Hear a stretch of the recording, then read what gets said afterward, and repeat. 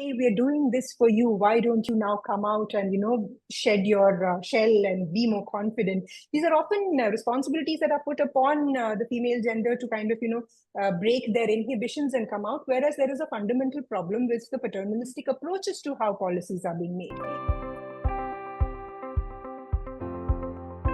So when we talk about who makes the law or who has the stick, that is the major question. Parliaments usually give you a larger idea about what to do, what not to do, but then it comes to the industry where you are saying people are ready to work on it. So why this contradiction, how it could be addressed? In the Indian perspective, you're right. It's not just the parliamentarians, not just the elected representatives, but also the teams that advise them, the policymakers behind the scenes, the bureaucrats. We see a lack of representation there as well.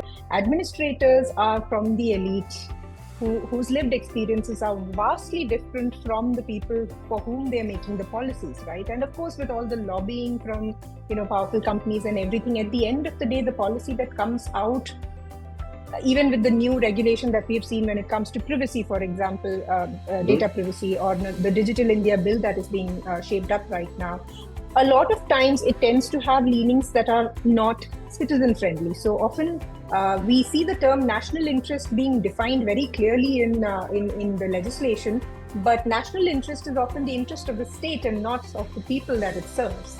And that reflects upon gender, caste, and all the other aspects that then get to be at the receiving end of the decisions.